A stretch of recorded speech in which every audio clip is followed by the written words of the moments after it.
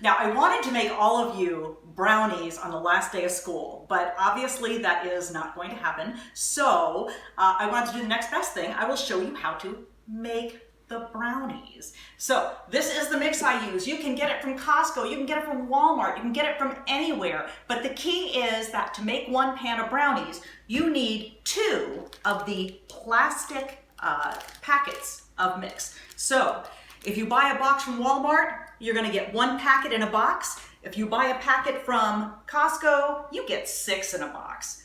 You do the math. This is better. So, first thing you do though, is get your wet ingredients. This is 2/3 cup water. This is 2/3 cup oil. And 2 eggs. Uno y dos. I'm gonna go ahead and just mix this until the yolks are broken up and it is somewhat uniform in color. You don't really need to do too much work with this. That's it. It takes just that long. And then you're gonna pour in your mix. I'm gonna pour in 2 packets of mix. And when I stir these in, I don't mix them a lot. You really are just mixing until they're incorporated. You don't want to really toughen up the batter. So I'm gonna go ahead and get these mixed in until I basically, again, just see a uniform bowl of deliciousness. And this is the point at which you are really tempted to reach in and have some batter, but salmonella. So watch that. All right, so that's all I had to do.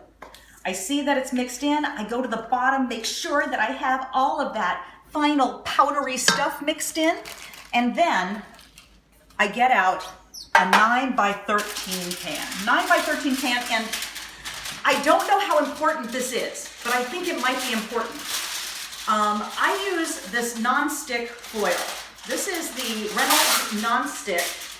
Reynolds non-stick foil, and I put that in the bottom of the pan. That means that I don't have to do any buttering or oiling or anything like that, and they are going to come out of the pan immediately.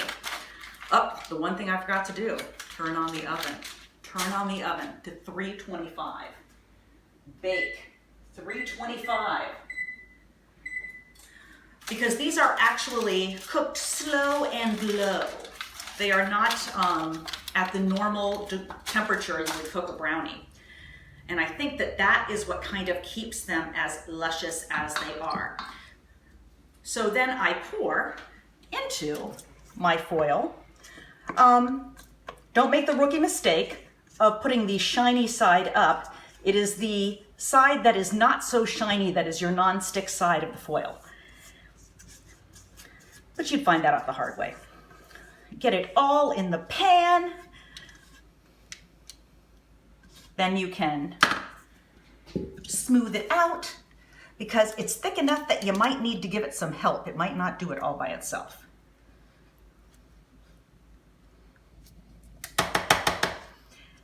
Then I put it in, and this is key. I put it in for 40 minutes. If you follow the recipe directly, they would tell you to put it in for 50. I put it in for 40 minutes. When I go to take it out, if it is still jiggly at the top, I leave it in for another 2 minutes until it doesn't jiggle when I touch it. When it finally gets to the point where it's solid enough that it doesn't jiggle, that means that it's going to be baked, but it's not going to be at the point where it becomes a cake-like brownie. It stays nice and fudgy. And that's it. Just put it in for 40 minutes. And 40 minutes later, take them out.